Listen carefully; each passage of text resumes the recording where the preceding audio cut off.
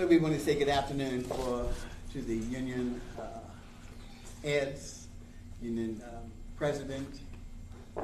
Good afternoon, Brother Trevor. Afternoon. Thank you for the opportunity to do this live stream interview.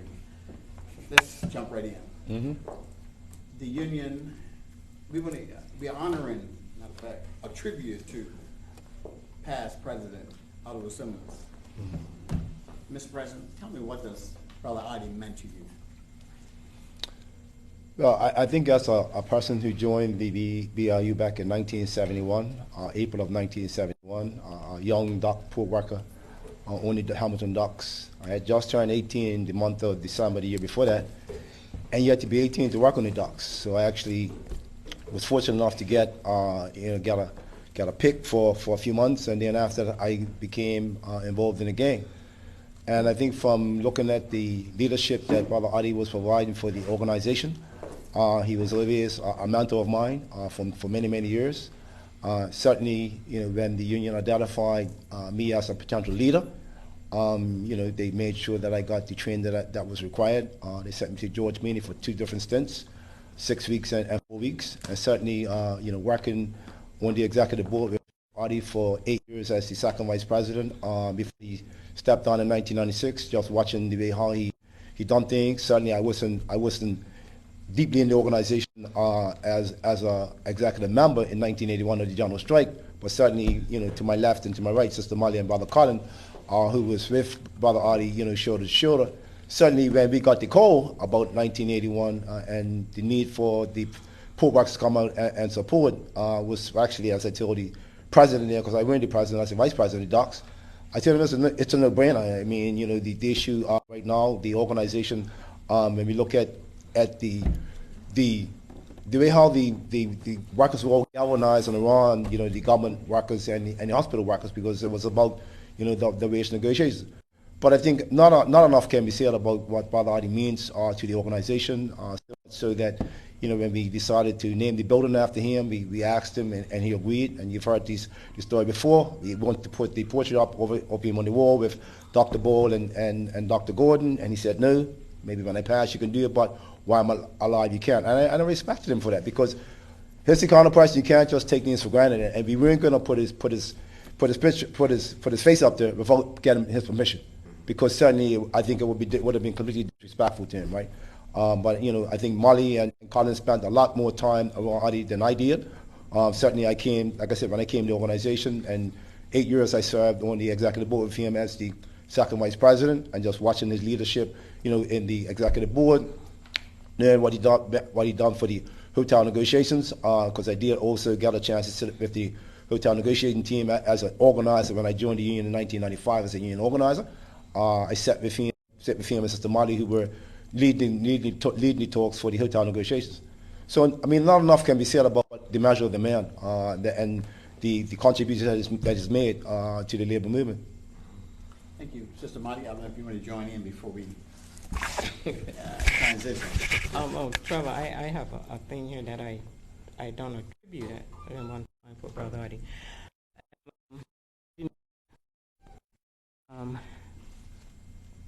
I spent 32 eventful years working with a man of character, a clairvoyant, and of course, great teacher, leader, and of course, my mentor. And Brother Otti, as an affectionately known as, I should say Brother Ottiwell, A. Simmons, affectionately known as Brother Otti. And I first met him when I was actively engaged in organizing staff at the Elbow Beach Hotel with Brother Robert Paris at that time, and I was working there at that time.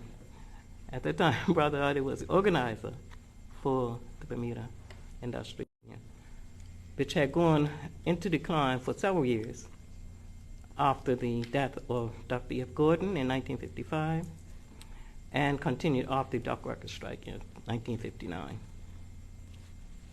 In those years, because as you know, he retired in 1996, so that was from 1964 to 1966.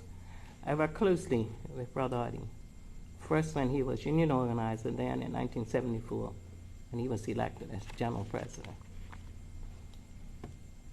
Brother Otti was on the front line, leading the charge on issues for the rights of the working class people of the world, and in particular, the people of Bermuda. It was under his leadership that the BIU increased its membership to over 6,000. This raised the standard of living for our membership and had the ripple effect of raising the salaries and wages throughout Bermuda for non-unionized employees. Among his many achievements, and during his tenure in office, the BIU saw the establishment of a co-op supermarket, a credit union, a gas station, taxi co-op, a movie cinema, and, of course, a Labor Day holiday for the workers of Bermuda, which Brother Otti fought so hard for. He was relentless, persistent, determined, skillful, and yes, most brilliant at the bargaining table or at an arbitration hearing. He was conspicuously upfront on the picket line in marches, at boycotts and demonstrations, during the passage of restrictive labor legislation, whether on behalf of his membership, ordinary citizens, or any other workers, both locally or internationally. I would just, if he was out in New York, Switzerland, or wherever, it's a picket line, let's go. It's on that picket line, even though you don't know who it is. But, so that's where he was.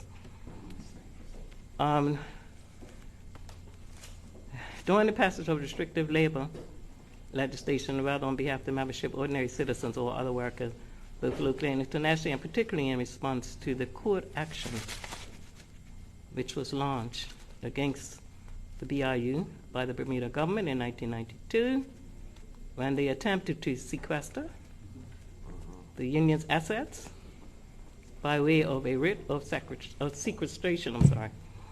Brother Otti was a force to be reckoned with. As colleagues, we know Brother Otti had many sleepless nights and restless days, and undoubtedly, he caused a succession of premiers, other government leaders, some judges, magistrates, and numerous employers to have many sleepless nights also. When taking employers or members of the government to task for the wrong they had committed, he never minced words. If Brother Otti believed that you were wrong, he would not hesitate to tell you so, and it did not matter who you were. As you can see, the path he traveled was not a smooth one, but through it all, Brother Otti stood like a solid rock, inspiring and encouraging the workers in their never-ending battle for fair recompense and just recognition for their contribution to the prosperity of Bermuda. Through all of this, we never known him to sacrifice principle for expediency or truth for personal advantage or gain.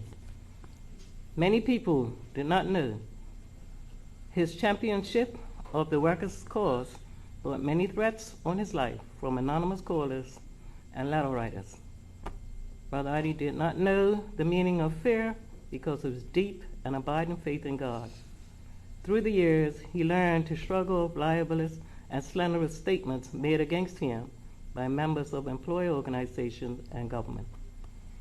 From 1963 until his retirement, with the exception of a few years, he was always a part of the Bermuda government delegation to the ILO conferences in Geneva, Switzerland, representing the trade unions and workers of Bermuda.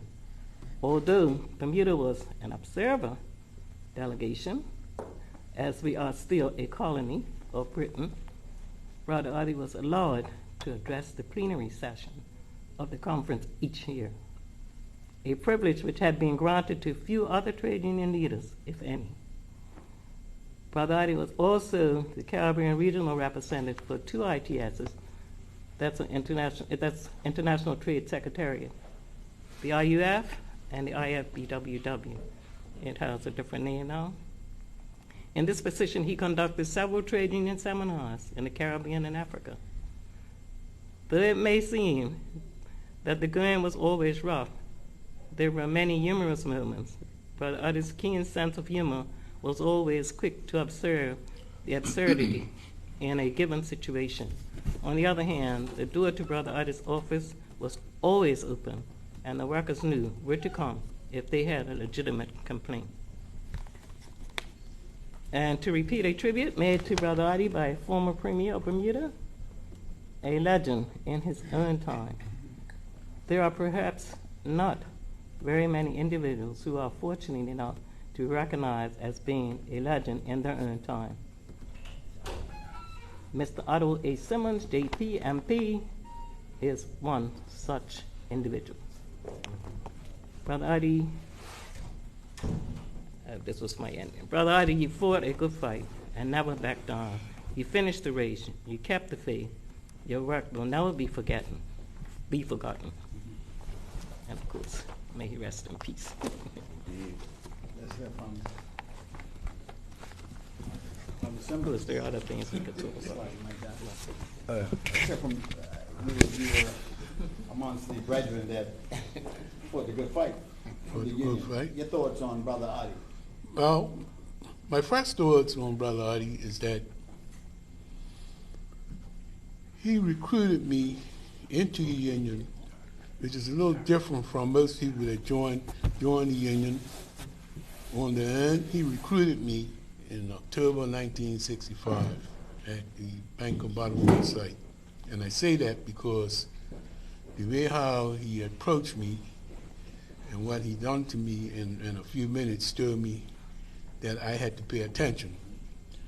And he was an individual that I was just meeting formally as a trade union leader, and it really gave me inspiration that this person will come to me and get me to be recruited in one of the best organizations that I have ever become a member of.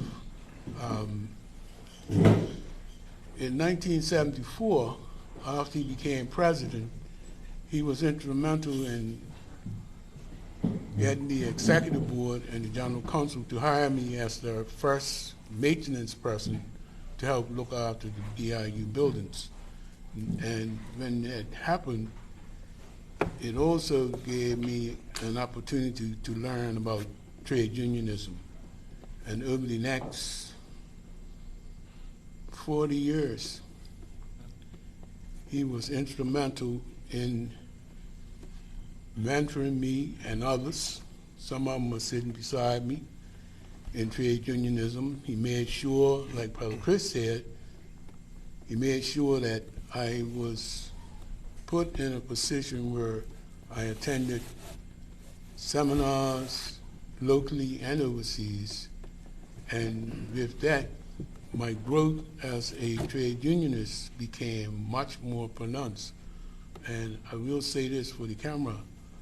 Whenever somebody talks to me about the Bermuda Industrial Union, I tell them I attended the Bermuda Industrial Union University, because when you join the Bermuda Industrial Union, like I used to tell my shop stewards and divisional leaders, you're going to be in a position of an education that you're not going to get at Bermuda College or any other institution in Bermuda. And the evidence of that is sitting around you. Brother Arnold to my right, Brother Marcus, who's that down there? Derek Bridges, Chris Ferbert. You know, most of us will just say about our mentorship that we were privileged to get under the direction of Brother Ati and other leaders like Robert Johnson, Dr. Bowl, and the significance for our membership going forward is that a person like Brother Ottiwell Simmons wasn't just a trade unionist. You know, he was more than that. in the sense that you heard some of the things Sister Molly said. He changed the whole face of industrial relations and trade unionism in Bermuda. You know, the fortunate part for most people in Bermuda is that most of the trade union leaders that they had under his leadership were not, and I say this seriously, are not selfish people. They gave the ultimate sacrifice to the organization and to Bermuda, and for what we brought to the table when we were in negotiations for whatever group. And we probably negotiate for the most diverse group of workers and families in Bermuda. And some people might take that lightly, but I think they should always make sure that they don't misunderstand what happened to him. You know, in the final period of his life, I was fortunate enough to be his driver on many days. He would call, "You busy?" I said, "What you want?" He said, "Well, I need to come down, or I need to go to a luncheon or something." I said, "Okay, I'll see you in 10 minutes. If I couldn't do it, I'll send my son."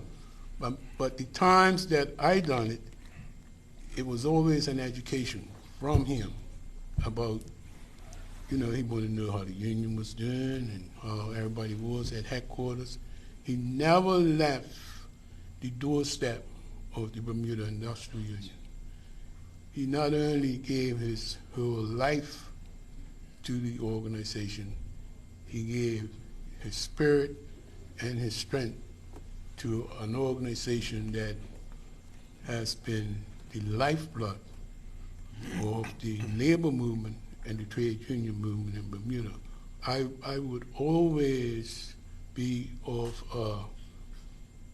thankful gratitude in my understanding of his leadership and the way how he demonstrated his leadership.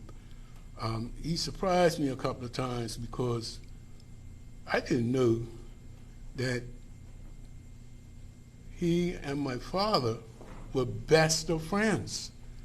And I didn't understand that until my father passed and he done a tribute at his funeral. But it was after that period of time passed that he started giving me some very personal stories about how people helped him in his young life in terms of the workplace and understanding how things work. So where most people take for granted whatever mentorship they can get from people around them, he never forgot the mentorship that he got in the workplace. You know, Malik didn't put any emphasis on the hotel division. Shut that thing off for me, please. You know, when the hotel, when the hotel division was reorganizing, they were meeting in people's houses and things like that, you know. And he, amongst other trade union leaders at the time, were very instrumental in meeting the workers at the doorstep of their homes to make sure that they got the message, and that's when the union started to rebuild. So my take on my appreciation and my loyalty to his memory is that hopefully the new trend of leadership that is now present in the trade union movement takes some real lessons from those leaders that have set the groundwork, have demonstrated the integrity of leadership and what it means to be the representatives of the people. You know, the more than politicians are ever going to be, because they truly are the representatives of labor and the trade union movement. Thank you, Brother Simmons. You said we're going to politicians, so we're going to segue right into past president, politician, Cousin Derek Burgess. Mr. Burgess, you superseded President Ottiwell Simmons. What was that like for you, walking into those shoes? Well, I knew from the start that other shoes wouldn't fit me. Either his foot was too small or mine was too big. But he was a person that he thought the best of people. He trusted them so much that he wouldn't lock his car, his bike, or his house. That they still for his bikes from outside the Union during the broad daylight. But even though they done that, he still thought the best of people. A lot of people didn't know Otti. Otti was probably one of the kindest persons you would want to meet. Give you his heart, feed you, did all those type of things. But he was one that I looked up to, as I tell people today that if I'm doing wrong, blame Otti Simmons, and if I'm doing right, blame Otti Simmons, because I tried to mirror a lot of the things that he'd done because I knew what he was doing was correct. You couldn't buy Otti. You couldn't sway him. And he was conscious of that because if you invited him to dinner, 9 times out of 10 he wouldn't go. You really had to preach Otti. Go ahead, Otti. And Otti would look at the menu and he'll order the cheapest thing on the menu. That's how conscious he was of he don't want to be seen as caving into anybody. And he never done that. I never had that feeling of him. And I don't think people had that feeling of Otti, but it's just something that he was conscious about. And, and Otti wanted, and he put in place, he wanted all his people to be trained up at the union. Because I can recall one time in Parliament, your cousin Jim Woolwich was up on his feet talking, and he says, the union is well ahead of you guys because they train their people. Why they were not doing that. So Otti, that's what he done. He was such a fantastic trainer that the Caribbean Congress of Labor and the RUF and those international bodies, they depended on him to run seminars for them, to teach those folks in those countries. That's how well respected that Otti was. And as Molly said earlier about him being one of the only, other than Polydor from Guyana, that was allowed to speak in the plenary, and we're not even an independent country. But that's the type of respect that they had for Otti. Even though the Bible tells you that, as Jesus said, you got to leave your country to get respect. Otti was one of them. They adored Otti. Even today, his name, his legacy overseas, more than they do here. A lot of us here adore Otti, but not as in the way that one should be labeled. Because when you talk about heroes, Otti is the real hero of this country. You want to talk about a hero? Not those folks that they give heroes because they've done great things in business and stuff. To me, that's not a hero. Otti sacrificed his life, just like Molly, his life for the people, for this union. And I can recall, Chris probably remember, Kenyatta would have remembered if he was here, Colin probably, because we were it was during the sequestration. And many of our colleagues, political colleagues, those that were friends with Otti, would come around and meet our executive board and telling us to give up, more or less drop the white flag. And even though that's not where we were, Otti always treated them with courtesy, real kind.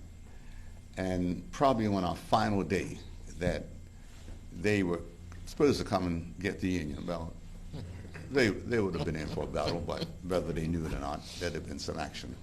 But we were in Otti's office, and the membership was in here waiting for us to come in to see what was going to happen. And in that office, we just about agreed to throw up the white flag.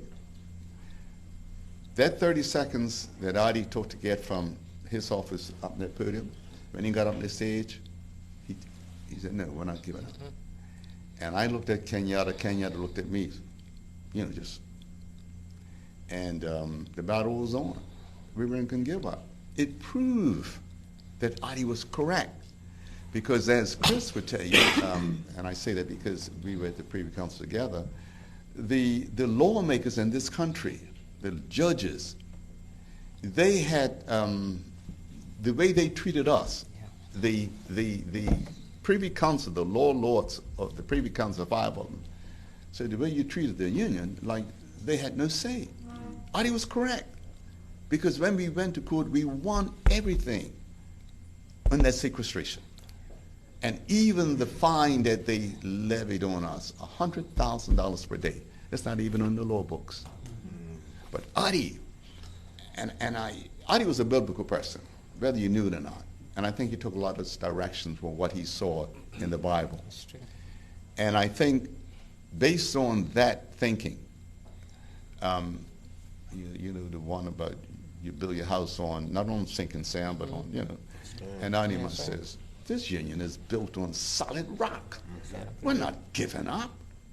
And he came in here and said, no, we're not giving up. No way. And then we have had our barristers, Julian McMillan and Duncan, went to court, and we won the case. It's almost like the case we took to the Privy Council on overtime. We had lost in every court in the country. And not trying to get away from money, but it's a union history. In fact, today, if anybody goes to the Privy Council on that case, they quote what they say. We quote the Burgess, Furbert, and Smith case to them. That's what the law lords do.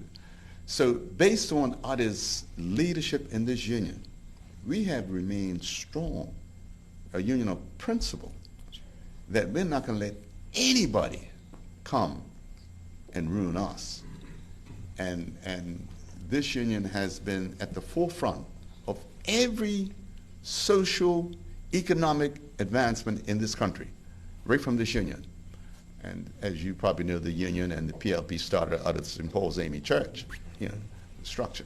But because of Adi's leadership, because of his teaching, and Adi was a person that he never picked anybody to succeed him, or say, well, I'm going to make Molly this, I'm going to make Marcus that. No, Adi says, everything's there for you.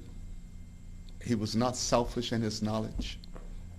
And Adi went arbitration, had lawyers up against him, beat them all.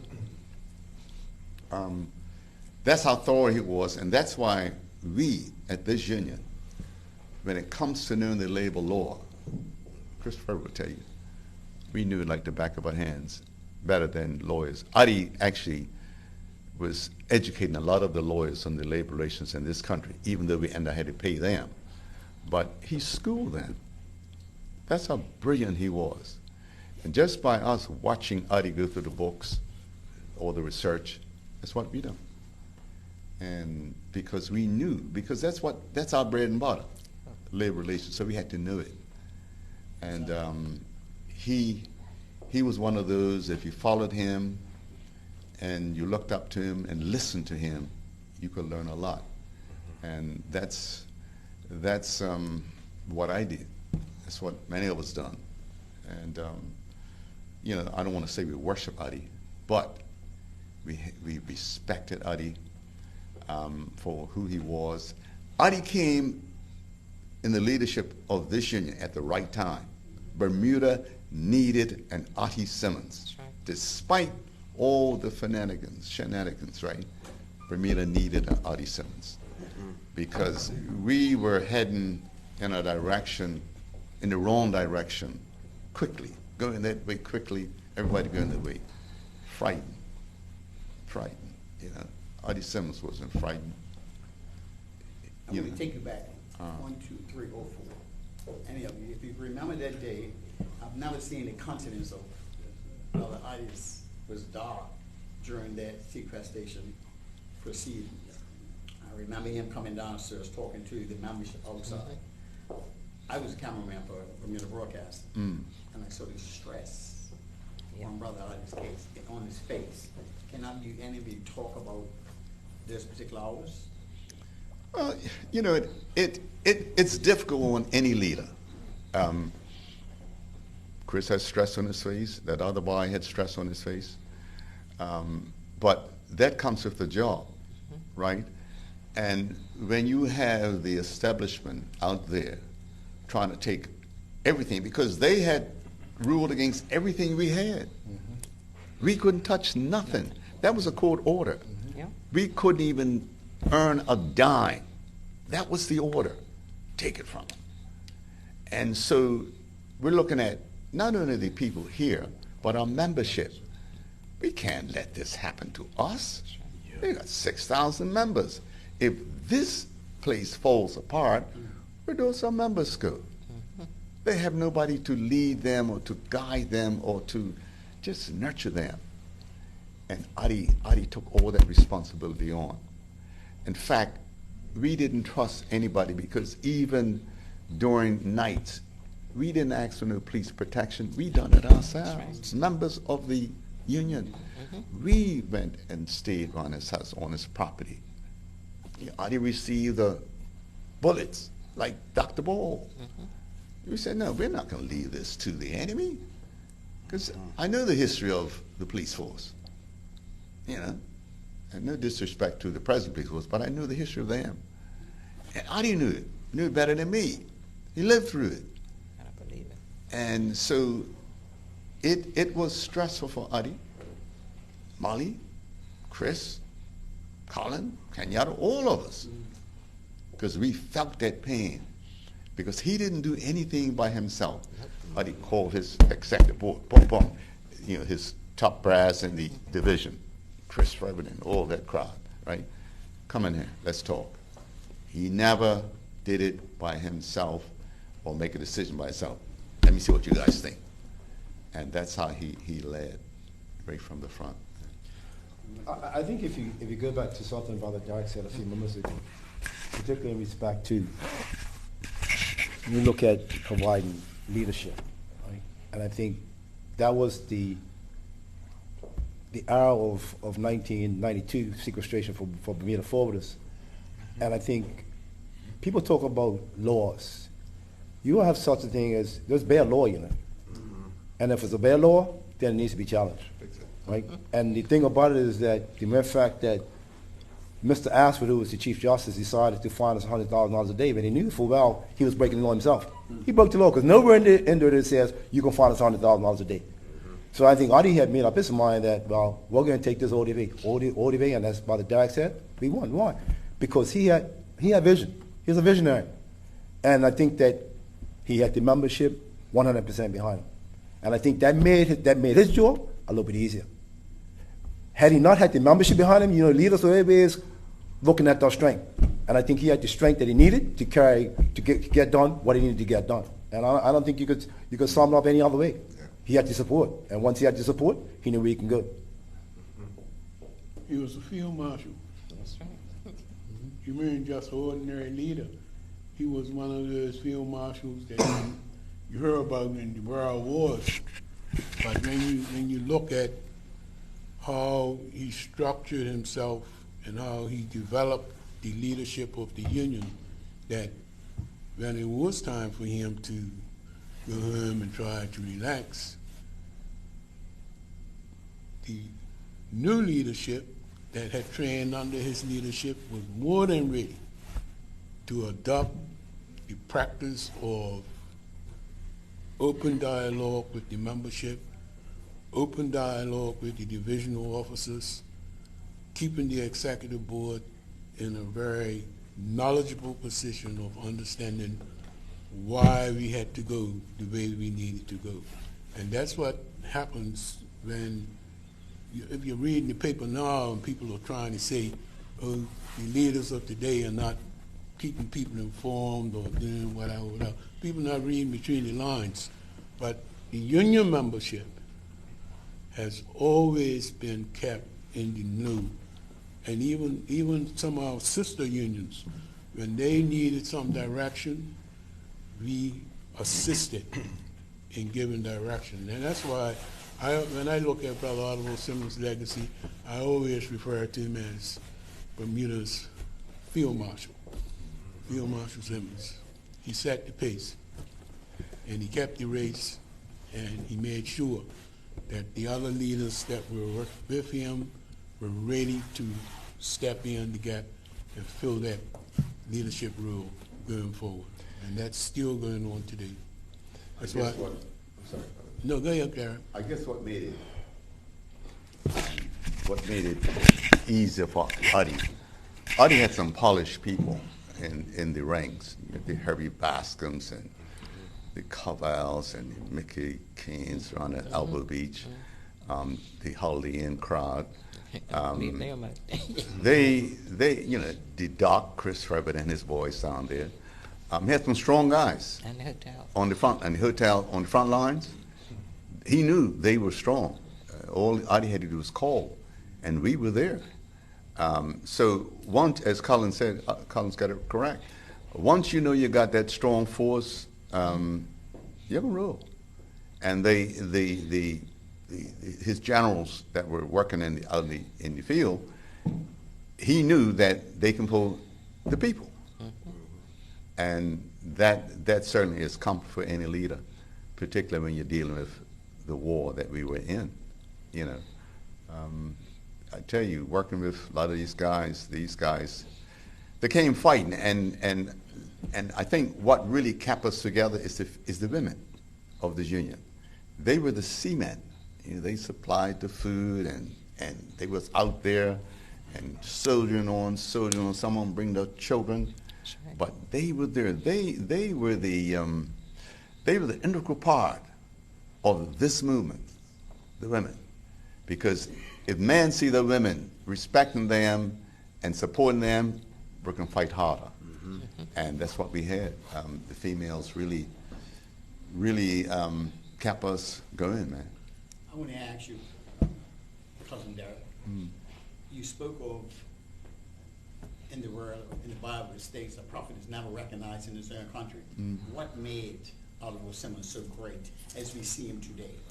Adi was so great because even though that's in the Bible, biblical times, Adi didn't let that bother him. Even though you had people out there saying, Adi, half a live is better than nothing, Adi kept soldiering on because he knew what he was doing was correct, it was right. And through his studies, Adi knew that you would have folks that would oppose you, like they opposed Jesus. And having known the Bible, Adi was prepared for all of that. And so he acted accordingly. Yeah, you're going to have those that are against you, even in your families, right? But he kept moving forward because he knew it was the right, correct thing to do. That's what he done. And that's what made him so great. He didn't listen to the naysayers. Because once you start to listen to them, your memberships, they're confused. Adi knew what he wanted, and that's what he's going to get. And there's no compromise. And that's what made that man so great. And they saw that in the international arena. And that's why I think he got the respect he did at the International Labor Conference in Geneva. And throughout the affiliates, Caribbean Congress of Labor and all the other internationals. They adored Adi because the guy was straight up. He didn't waffle. He didn't give you a make-believe answer. He gave you yes or no. He was direct. He was straight up. Let's bring in Brother Arnold. I'm dropping that debate to say something, and you'll bring in the historian in a few minutes. Brother Arnold, identify yourself. Tell our viewers who you are. Brother Arnold Smith, currently the chief union organizer. You spoke about leadership, and what you got to understand is that myself and Sister Ronnie have the honor of being the last two people who have come under the leadership of Brother Ottiwell who made it into executive board. The last two, okay? We have been through our struggles, right? Sister running the hotels and myself at telephone company, okay? I can recall whereas I was running so much, they were asking me, who do you work for? You work for BIU or you work for telephone company, okay? But what you have to understand is that when you was here with Brother Adi would say, come on, let's go with me. Off to arbitrations we will go. Off to a meeting we will go, you know. I recognize the fact that Brother Adi knew what he was doing, and I guess you would say he planted a seed. He planted a seed. So his legacy lives on through all of us for us to go forward and do what we have to do with this organization. Okay? That's most important, most important. So, of course, my hat's off to Brother Adi as being one of our great leaders here, right? He's going to be missed, of course, but his teachings will go on. That's most important. Thank you. Chris? I want to say something else before you ask me that question, Trevor, because I think that when you talk about Brother Adi's legacy, right, and it gets back to a point that Brother Derek made in relationship to labor laws. The BIU had to make a real serious decision in 2002 or 2003 about whether we go to the Privy Council or not for the Ducks case, right? And the executive board, through the general council, made the decision to go all the way to the Privy Council. And I remember like yesterday, those fire lords are sitting there with their arms folded, and they asked the question to both the QCs, Stephen Oil Service QC, our lawyer, Alan Dunch. None of those folk can answer the question they asked. None of them. Not one of them. They turned around, they asked Brother Derek and I, they answered the question, we answered the question, they turned around and gave them the answer. And we can only do that because of the knowledge that we hear from Brother Adi and looking at the laws. And I can tell you, Alan Dunch has all the respect in the world for Derek Bridges and Chris Turbett. He told us that in arbitration. He says, you two, make sure call it. We said, no, we didn't. We got our right call. That was our calling. So, you want to ask me another question, Brad? No, I was just going to say, I didn't go into detail of anything because I thought you were going to have a question to answer. I just don't know. But like I was saying to you, everybody's saying how Adi trained you. And I can remember when we were rebuilding this union, because as I told you earlier, that it had gone downhill after Dr. Gordon and the dock strike. And so we used, at Elbow, we used to bring him up there. And of course, in those days, you had to go straight back to anyway, if you're alcoholic. And so we either used to have the meetings up in the car barn, up on the hill, where some of you might be old enough to remember what the staff club used to be, or if not, in the back door, and up the back elevator, the freight elevator, whatever you want to call it, and in the maid's closet. That's how we organized. Or if not, we I remember when we were organized in Coral Beach, and we were out in the road, and I just did the spiel and all of that, and they called the police. And he said, Adi, gotta go. Police come. Yeah, by the time they get here, we'll be finished. It just never moved from those things like that. And then him and I, because like I said, we work very closely. And then one of the other things that he would say to me, you gotta be crazy. Because, after when we used to have our little strikes and all of that. And so we said, Adi, we gotta do something else because we're losing them since we go outside the door. So I said, I know what I'm going to do. He said, you're crazy. That's not going to work. So I started, make your time, and don't be late. Let's be here. And so and the staff, they came. And so we signed in. I said, make sure you sign in on time. We signed in, and then we sat. And management wanted to know why we weren't working. I said, because we got a problem. And we can't work until we get it solved. That's where we started to sit down and got paid. And all of this, just your learning, and of course our training and all of that type of stuff. And so like I was saying, these are the things, and then of course, and he would teach you, no matter how long you had to sit there to understand the problem, and then what you got to do next. He just had that time, you know. You got to talk to you, you see, and that's the type of person he is. So couldn't help but follow him. And then of course, children. That was another thing that was very close to him. His children was my children was his children. That's the way we worked. And so everybody was included. And like so, and like everybody else has said, the training was most important. So we were trained here. We used to have seminars here, and we used to go up to a certain level, and then the biggie was overseas, George Meade Center, or the other one called it. We used to go Front Royal, yes, and that was the biggie. So once you finish your session here, then you went over there, and so those are the type of thing. But then it's a whole lot of things we could tell you, but give everybody else a chance. Would you actually, back then in the 90s, 80, 81, and 90, the government, the administration was completely different from what we face today.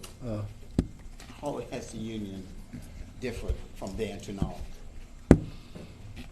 Well, I think the sacrifices today are different. When I say they're different, people are not, and this is my opinion as the current president of the BIU, I don't think people are prepared to sacrifice like our members were back in the day. I mean, you know, think about in 1946 or 1947, you know, when the union was, you know, registered in 47, but, you know, founded in 1946, and the sacrifices that had to be made. Had they not sacrificed, we won't be here in 2024 sitting in this building. Right. So when you think about, you know, them have to give up a day's pay or them have to give up a week's pay. I mean, you have construction workers on strike for like almost what, 9 weeks? 9 weeks without any pay. 9 weeks.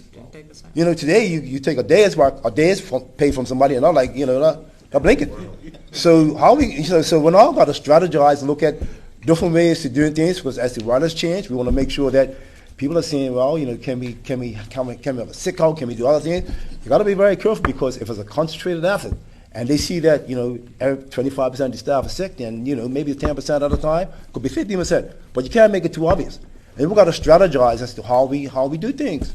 I mean, we've done some things a bit different at the docks, that, you know, docks got essential cargo, we moved the essential cargo, and the guys leave because all the rest of the cargo is not essential.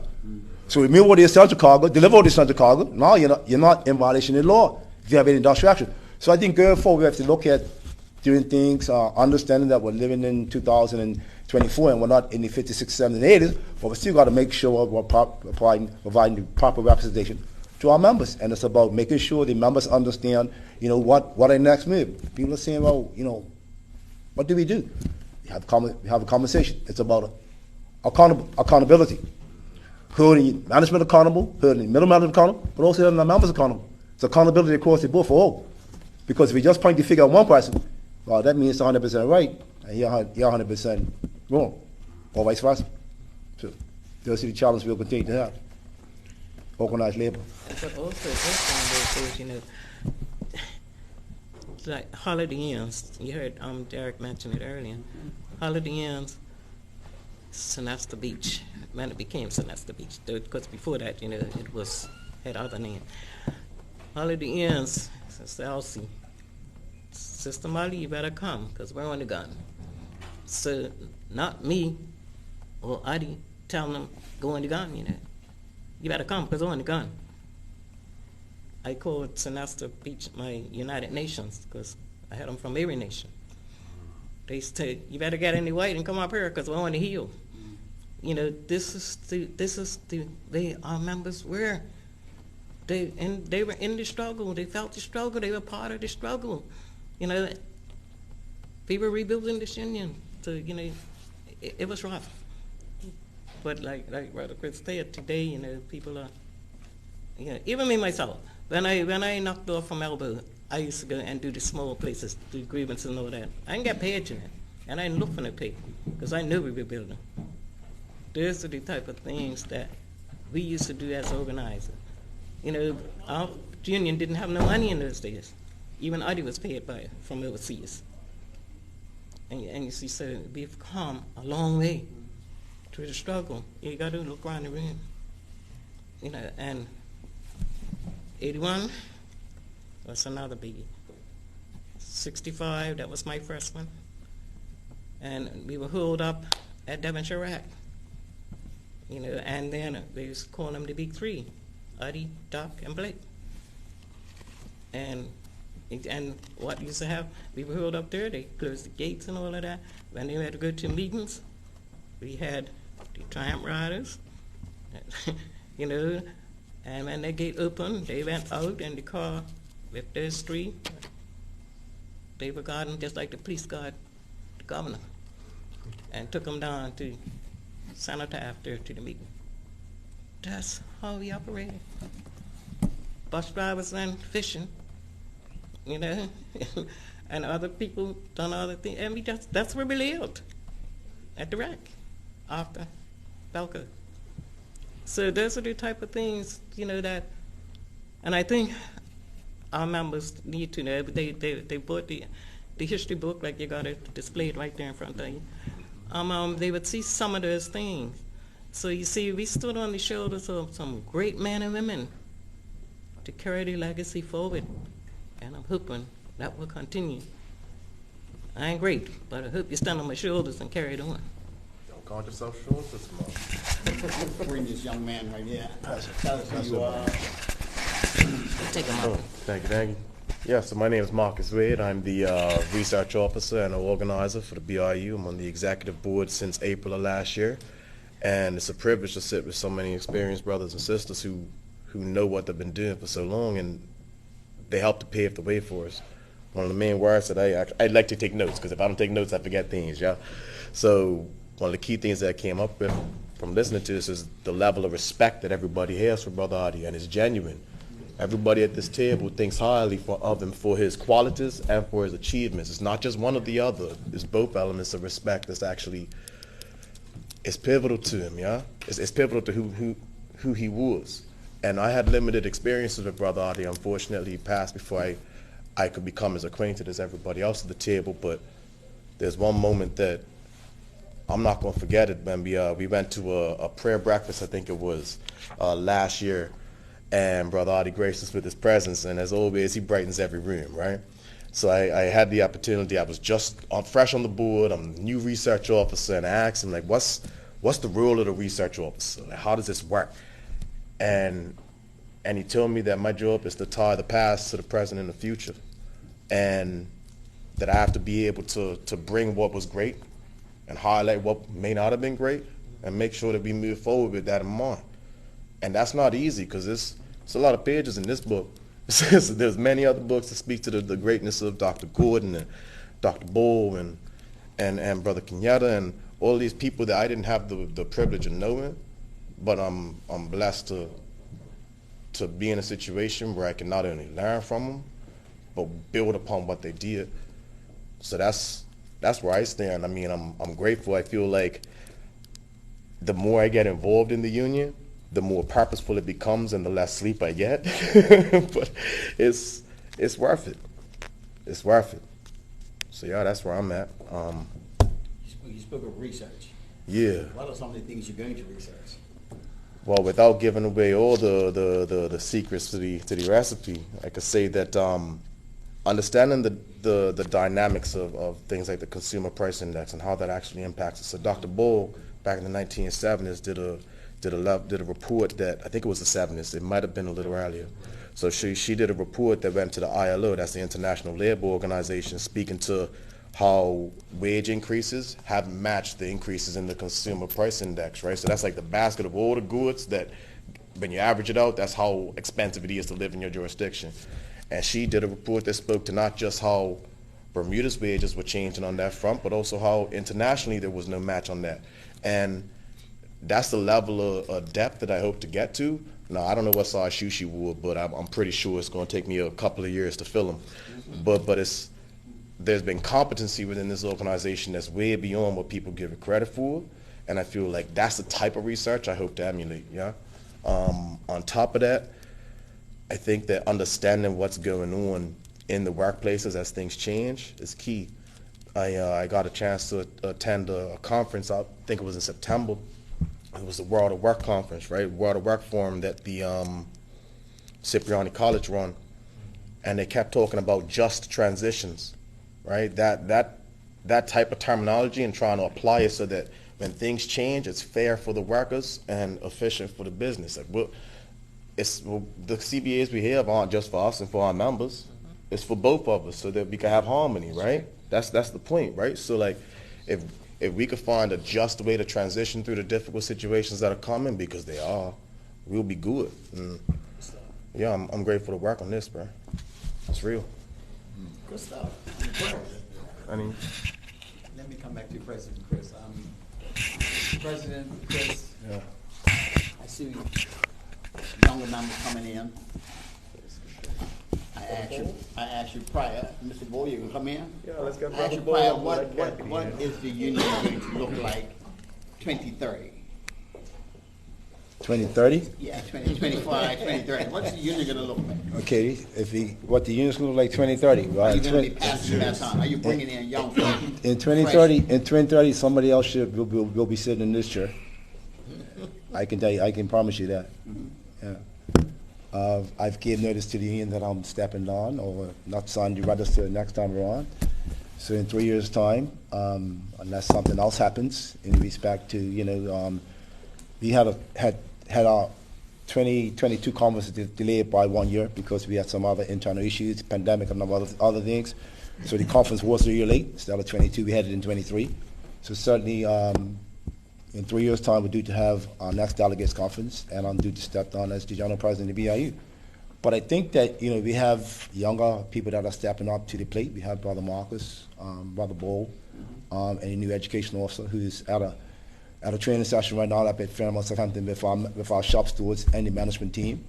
And interesting because it's exciting because like in I'm not sure what year it was, 1990. I know Adi organized the retreat up at our beach. I think it might have been 93, could have been 92 or thereabouts, right?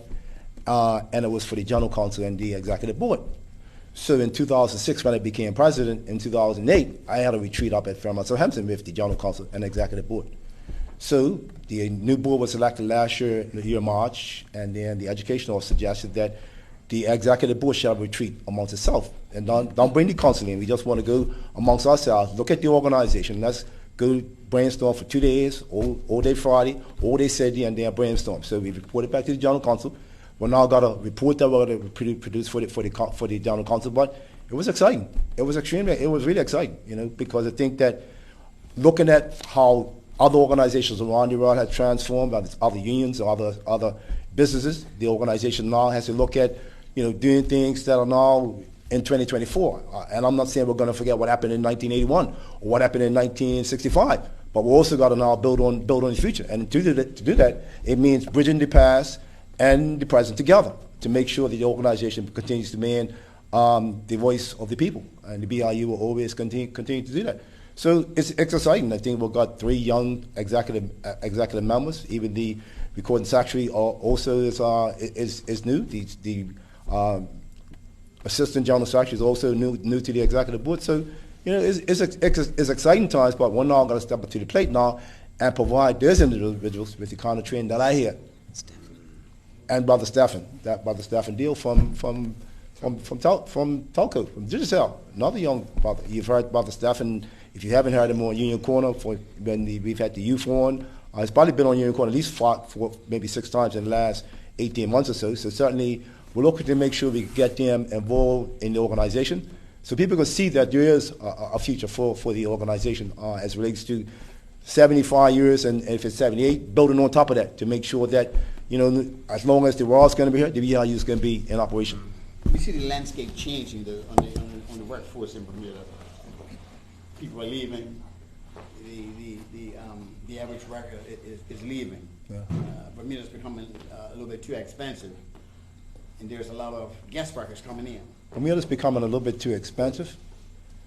I'm not exactly sure, and I'm offended as the president of the BIU. The reason why I say I'm offended is that you know, it only seems like because the ABA now wants to start talking about Bermuda's high cost of living, or you have somebody innovative now the research now does a little survey on Bermuda's high cost of living.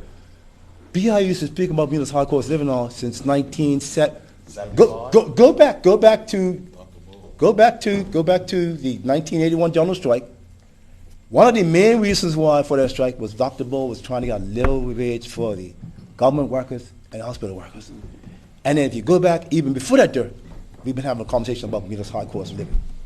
So this challenge continues. So when the BIU picked up the mantle 8-10 years ago and now started having a real conversation about how people's disposable income is going, and here's why it's going.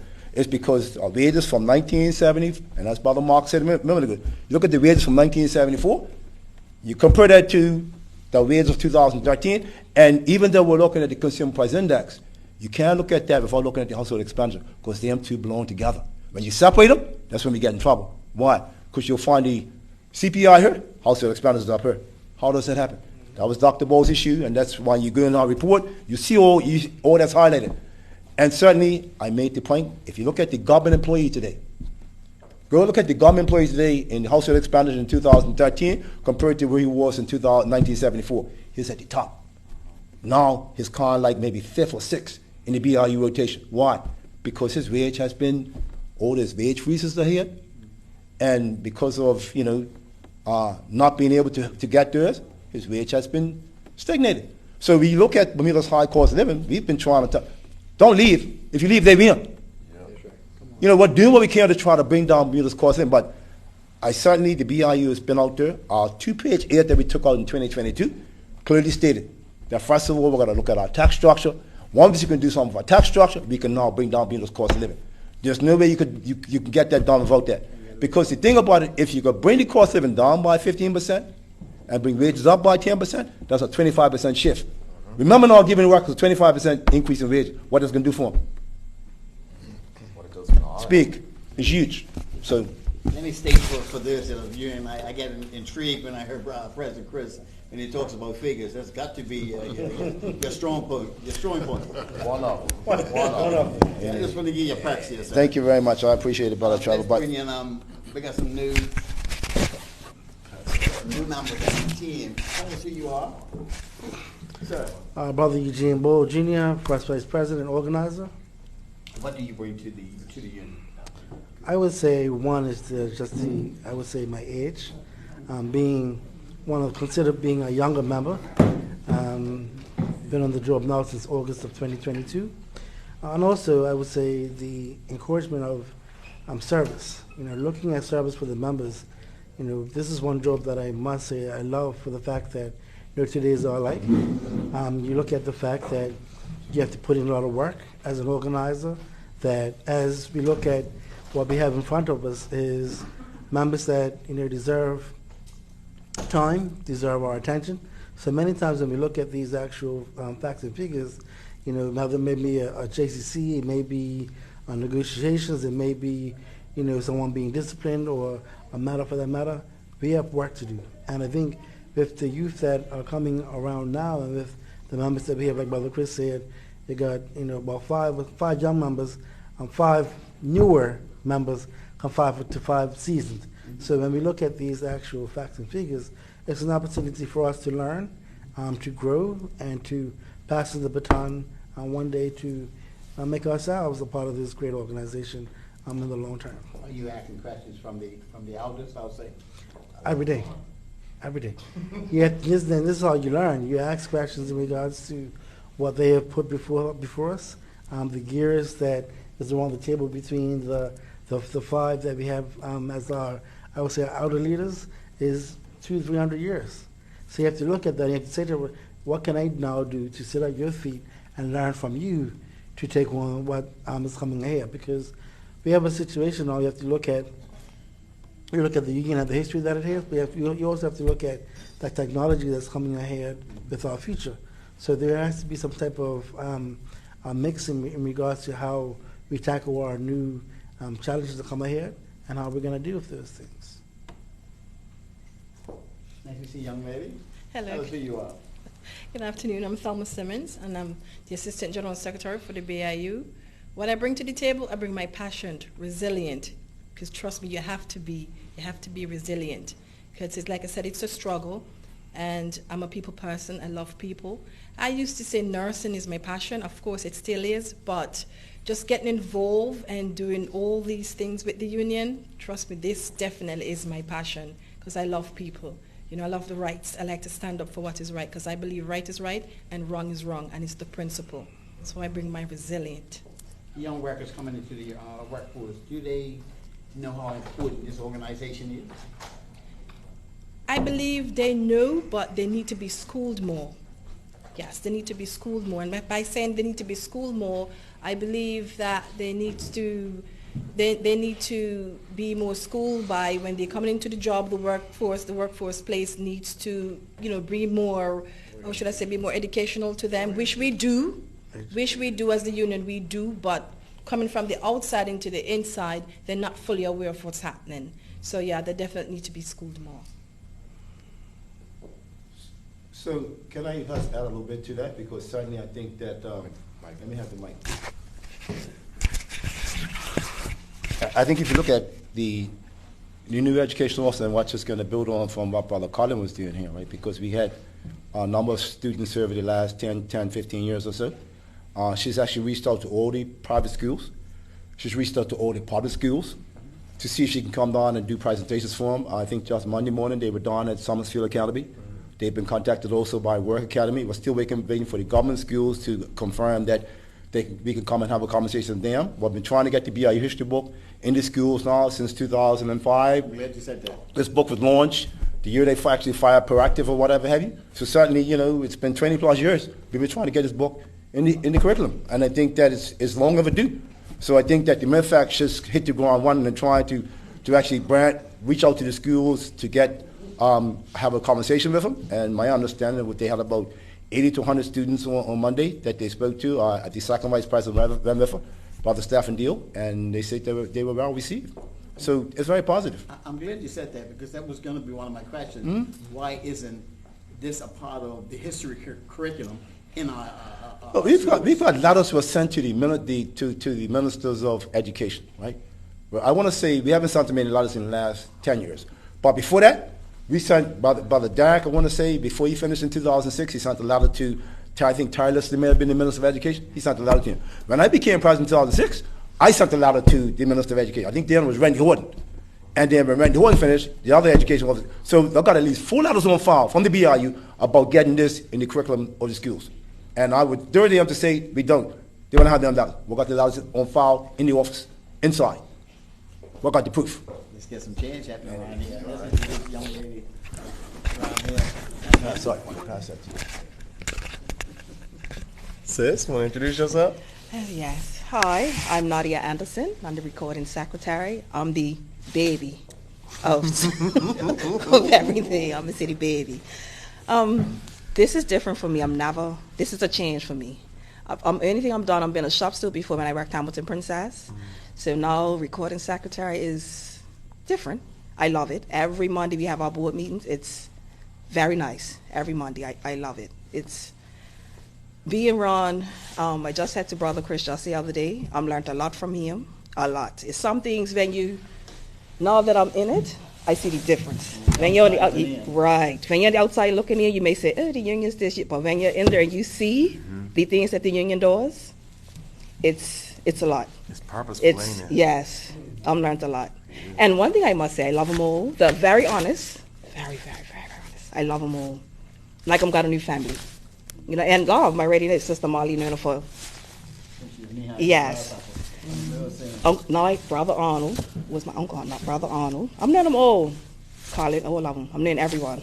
So. And what should you really say? I'm sorry. Sister Molly, I'm knowing her forever. What are you talking about? What should you really say? And you should say you're learning more. Oh, yes, I'm definitely learning. No, I'm talking about why. What? My daddy? Oh, yeah.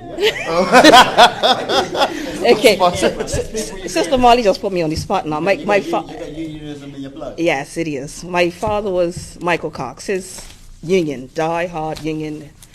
Yes, it's in my blood. I should have been doing this a long time ago. Yes, I should have been a lot, but it's never too late. Never too late. Never too late. And like you said, there's a lot of younger ones here now, and we're learning. I'm definitely learning. You know what I mean? I even learned from Marcus is younger than me, and I'm learning from Marcus. We learn from each other, don't you, Play? Yes, yes. We had some nice times together. Yeah. I must say that. Yes, I love it. And I really feel do like- love it. Like when you share a purpose, it makes it easier to. Sorry, when you share a purpose with people, it makes it easier to get through difficult times, right? Yeah. So I can imagine that back when Sister Molly, back when you were working with Brother Adi, there were probably times where you guys butted heads, isn't there? You see, no, but this is the thing. We could look back, right? But we can't be blind to the fact that nothing in this world is perfect. The last perfect man they took away from us 2,000 years ago, right? So like we can't expect perfection, but we can expect to grow. So like I try to think about when it's a rough moment, how is this going to build character? We agree to disagree. Oh yeah. That's hard to do though. I'm sorry. I don't want to leave you on the mic. What I expect. But like I'm saying to you, we're not enemies. And if we all sat here and agreed, well, rather we disagree, but we're going to agree if you just to agree, you can't do that. What kind of organization would we have? That's not purposeful. That's not. That's the reason why Yeah. we all have different things. But then once you sit down and discuss it and talk about it, you do the best for the organization. That's What I constantly try to tell the membership is that we always have to stand on principle. You might not like Brother Bull, you might not like Sister Dama, but if it's a principle issue, you stand on that. If you stand on that, you basically can be like Adi said, we got this is a solid foundation we got here. It's solid. So, you know, if a brother or sister has something that's happened to them and you know what happened to them was 100% wrong, then we stand on principle. Oh, well, I don't like something else they did. First of all, put that aside for a minute. You leave it over there. Park it over there. We're unable to separate stuff, separate the things we need to separate, and being able to make the right decision. Being able to make the right decision for the right reasons. And that's where we go wrong as a people a lot of times because, oh, well, I don't like him. Why you don't like him? I mean, I'm years, people say, well, I don't like Dr. Brown. Okay, what's your reason why? Couldn't give you a reason, you know.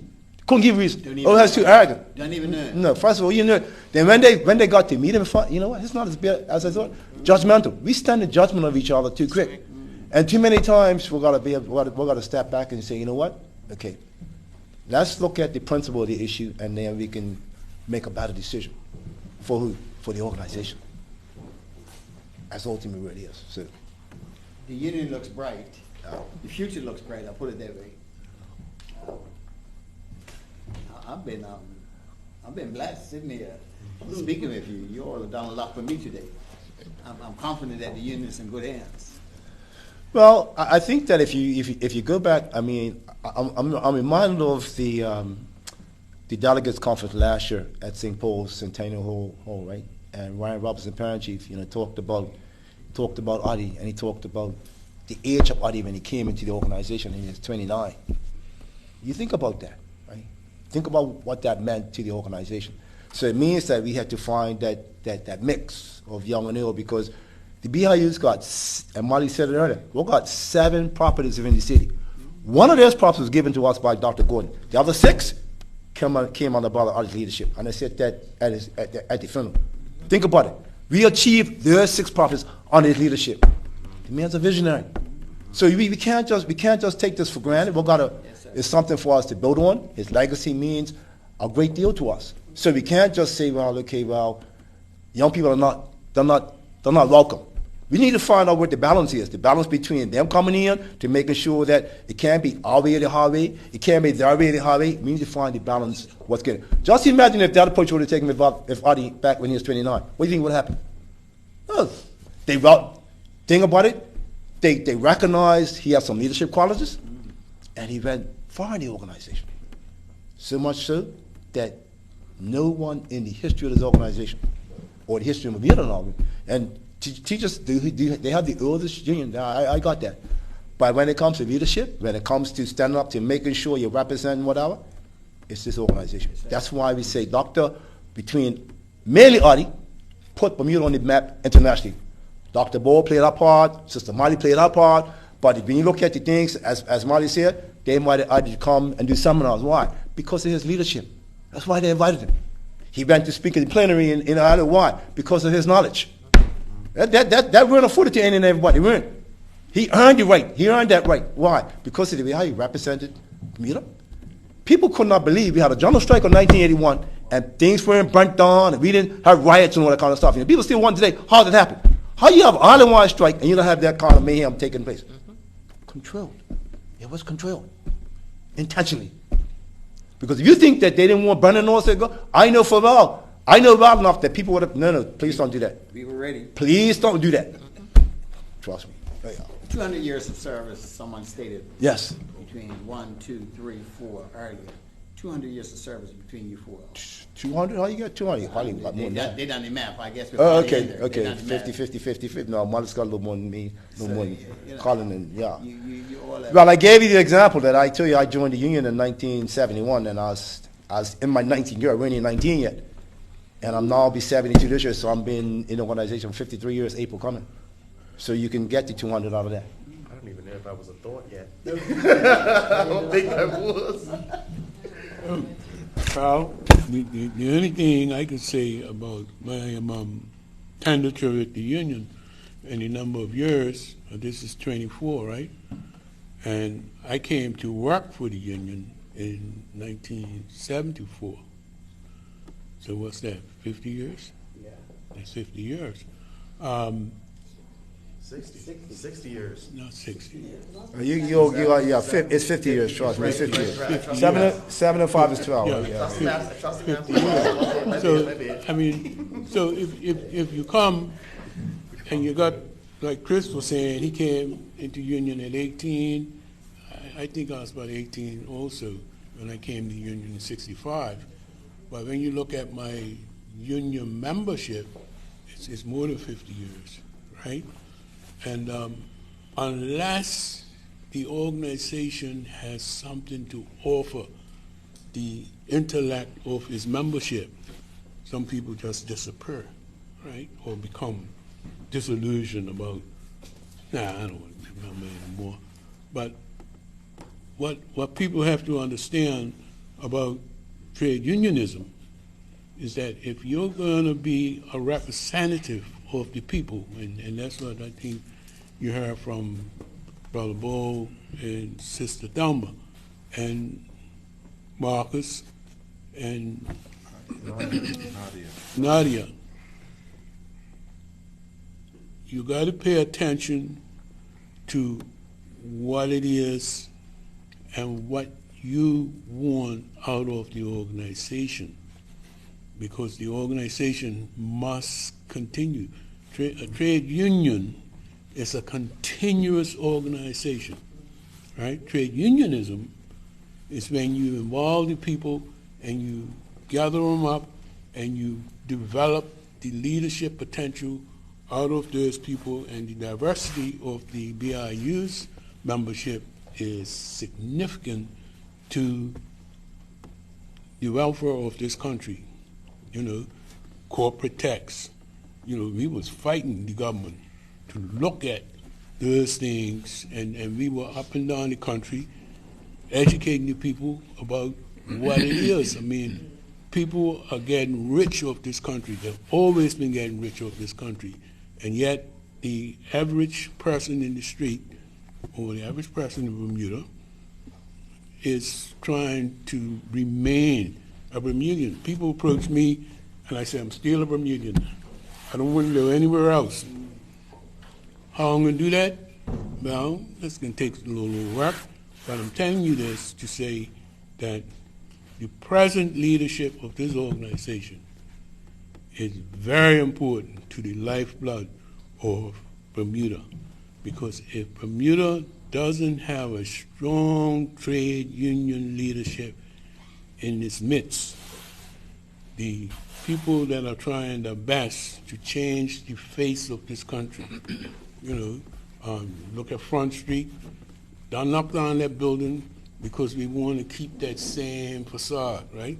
The building's gone. In 2 weeks, D&J came down there and took the building out. Nobody ain't said nothing.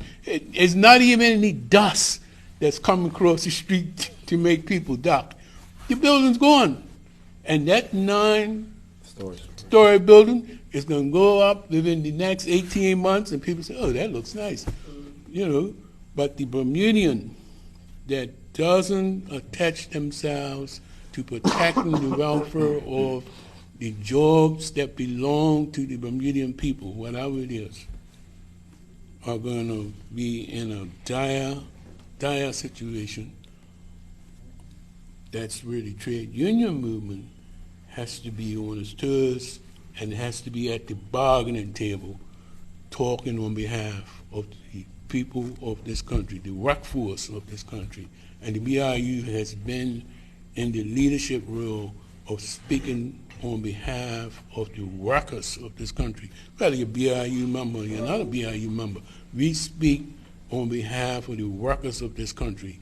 We protect the best interests of our members at the bargaining table, because when you look at the number of collective bargaining agreements that we have developed over the years, we don't call in anybody to negotiate on behalf of the BIU. These are the leaders that have the responsibility to negotiate on behalf of our members. We call our members, find out what they're looking for, we fine-tune those requests, and we go to the bargaining table and we negotiate with the employers, the government, the many different style managers that we have in this country. And the BIU over its time has educated the politicians in this country about their role in this whole system of things and why they have to have the respect of the leadership of the trade union movement when we sit at the bargaining table. We know what it is that people need to have a meaningful life and be able to support their child. I got 3 grandchildren. I want to see them come up in this society. I don't want them to be migrating to England or Canada or any of these other countries. I want them to be able to say right here in the country that gave them birth. The birthright of the Bermudian must be protected, and the trade union movement is going to have a very challenging role going forward in the future to protect and to promote the integrity of the Bermudians that need to be able to stay in this country and have a meaningful life. You know, we raise the standard of living. Brother Chris tell you that just now. We raise the standard of living to give people an opportunity to do. You know, most people take it for granted what they got. You know, you have to know how to manage what you got. And that's what the union tries to do, and it's educating its membership about who we are and how we got what we got and how we protect what we got. You know, you can't put up a building like this and think it's just going to sustain itself. It would not. The people, the membership, the leadership has to be able to manage the sustainability of what we have. And the most important thing that we must have is representation at the bargaining table. Thank you, Brother Trevor. Brother Collins touched on a number of things. I want to say we have something like 39 CBAs out there, and that's the collective bargaining agreements we have with a number of employers to negotiate on behalf of our members is to get to know our members and what they do daily basis. So it's got to be that interaction between our members and ourselves as organizers to make sure that we're able to represent them at the negotiating table. Now, that's not the only area that we had to represent them in, but the CBA talks about health and safety. That's a biggie. Health and safety in the workplace is a biggie, you know. The other things that we have to deal with is obviously grievances. When we have a grievance dealing with a member, and it could be termination, suspension, or even just a warning, we have a right way of doing things, right, and following the steps of the grievance procedure, right? Okay, so there are a number of things that we have to do as leaders, as organizers in this organization, in order for us to represent our people. That's it. We're here to represent our people, our members. Thank you. Yeah, sure. Just want to say again, just when I look at the foundation that's been set for us, when you look at the history of the BIU, and like I said, to my left, you had the 200 plus years. Right? When you look at it, the leadership that has been come before us is what makes us who we are as this current generation and what we have to stand on. Looking at when I first started as an intern, and Brother Chris explained to me the CPI and how you get the numbers through it. But Brother Chris has been through over the last 50 plus years, and you're sitting there now and you're listening and you're learning about the numbers and the facts and figures. It's remarkable. So, all those things build up your confidence, build up your ability to who you are, who you become, who you look forward to and inspire to be. So for me now, when I go into a negotiation session, I now can take what I've been taught over the last couple of years, what I've been trained through government negotiations and every other type, to now go into negotiations now, maybe in a smaller section, and say, this is what we're looking at, this is why, the CPI is this, and I'm confident in myself that what I'm knowing is because of what I've been taught over the years. So as it was taught about training and about, the schooling and about the sacrifice that it takes, it's a lot. But at the same time, you have to look at what's the possibilities of the reward. Because when you look at the giants that have come before us, I think anyone that comes into the union would want to inspire to be like a Sister Marty, Brother Chris, Brother Derek, Brother Colin, Brother Arnold. You want to look at those things and say to yourself, okay, what do I have to do? What can I put in? How much time does it take for me to put in? How much effort does it take for me to learn, to guide, to listen? All those things to become possibly one day a giant as well. So if you just put the work in and keep your head down and just do it, I believe you'll get there no matter what age you are, no matter what height you are, no matter what color of skin you are. If you come to the union and you show that true passion, one day you'll be rewarded one way or the other. And it's not about looking for self-recognition, but just the fact that your work does prevail. When we look at an organization as the BIU, it's a name, it's a brand. When you hear about the union, they're not talking about the teachers union, the BPSU. They're talking about the BIU. And of course, that brand is what we have to carry ourselves on each and every day, and the recognition of who we are. Sure. So of course I do. So to basically go back a little bit when they were speaking about Brother Otti, and I just want to say I vaguely spoke to him, and one of the words that stood out for me when I was having a conversation with him a bit, word was better. I realized he wanted better for the people. He wanted the best. He wanted basically just to make everything right for him. So, and with that, for me, that's exactly what I want too. I want the best for our people. And I'm a lady, I stand for principle because I believe right is right and wrong is wrong. And so my role here is just to make sure that right is being done and just continue to stand for principle. The struggle is real and always have that resilience to do the right thing. Thank you.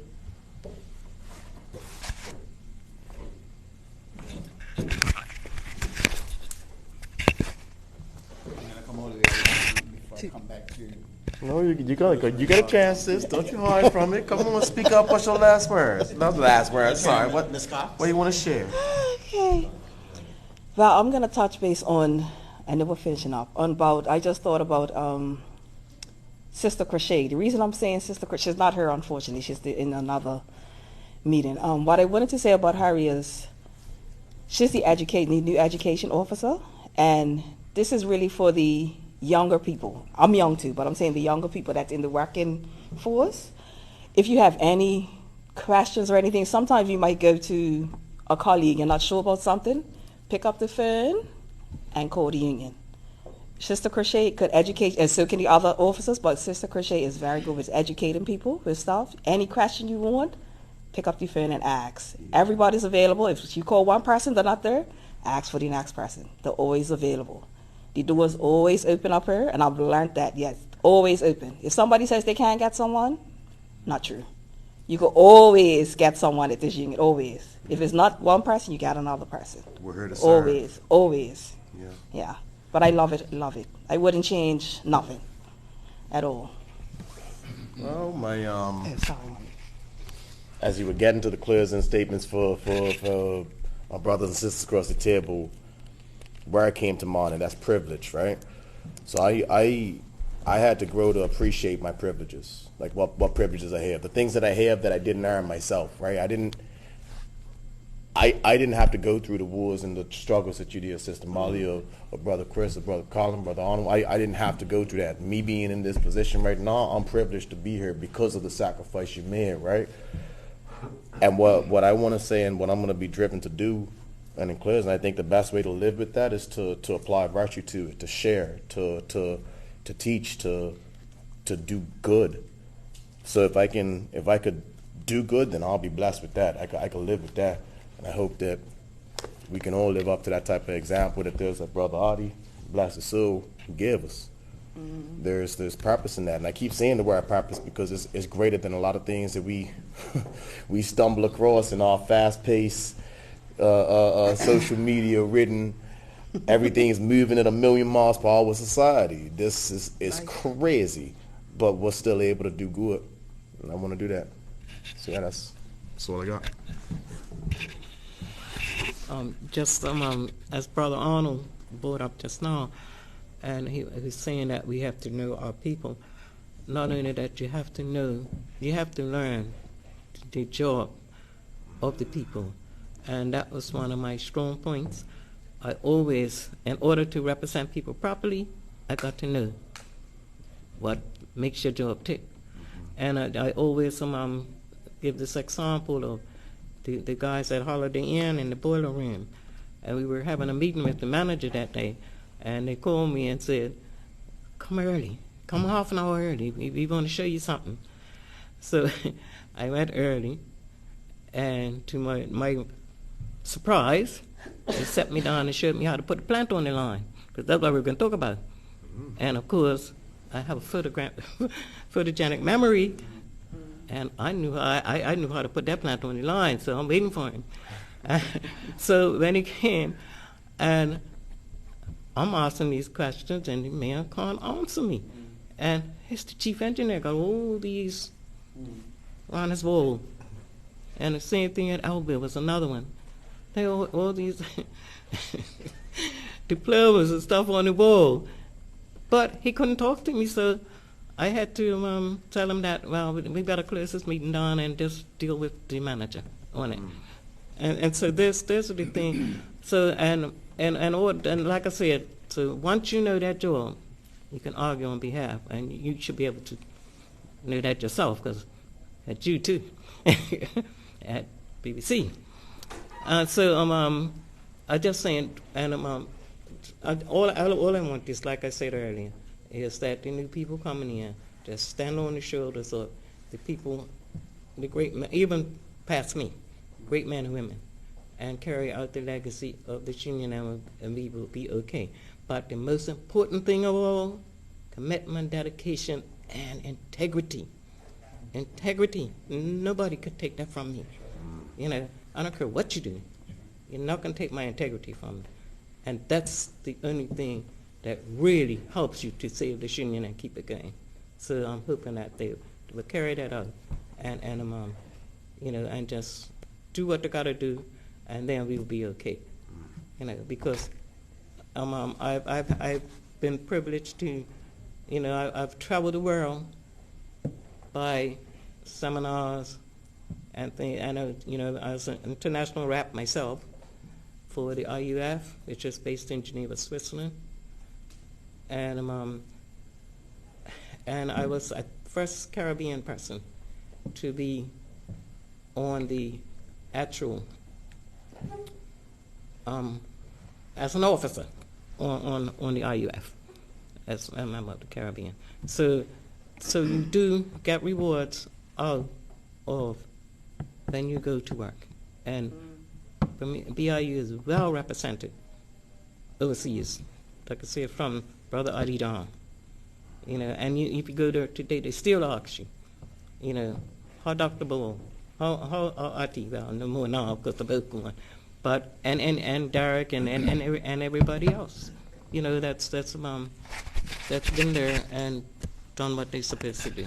So that's all I'm saying is that you know, as me going out, you know, I just hope that we just, because a lot of blood, sweat, and tears going into this organization, and just do what you gotta do. Appreciate our blood and tears that we put here. And like I said, I'm not an I person. Otti was never I person. It's always we. And I remember one of the football players in America, and he said, it's no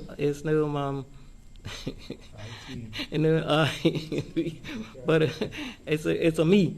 He said it's a, you know, his words, and so I told him about. I said it's wrong because you could turn that we upside down and make it a me. So, I like that.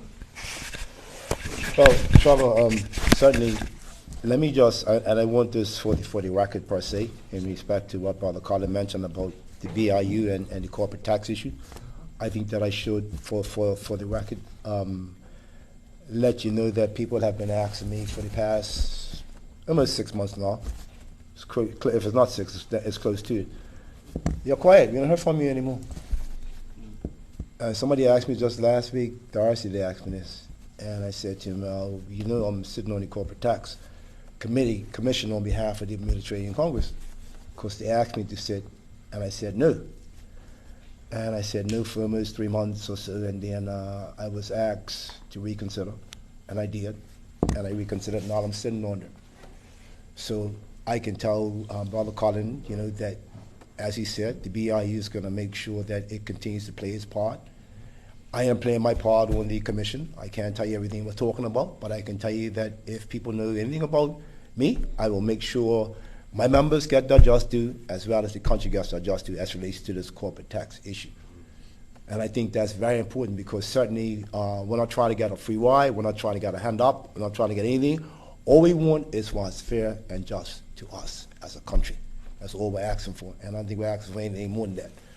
But certainly I think it's also important for us to understand the need for leadership and the need for new leadership.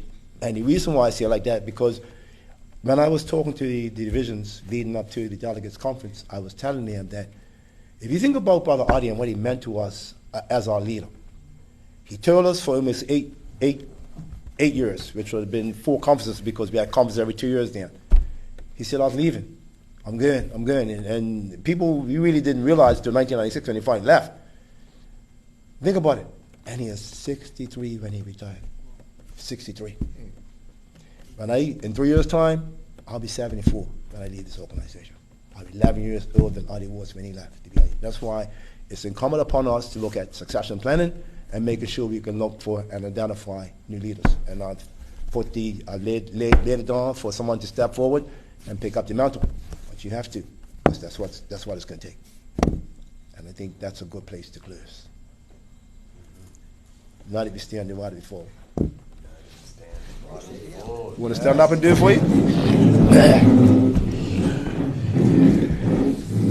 Right here, raise. And the union motto is, United we stand, divided we fall. And may God bless us all. Yeah. There you have it. There you have it, the ending of this one-on-one Black History Month tribute to Brother Ottiwell Simmons.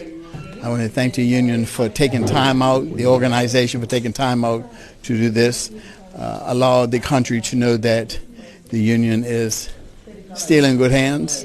The union has made its contribution and tribute to Brother Otti. Do have a good evening. One of my favorite sayings is don't drink and drive. The life you save could be young. Have a good evening.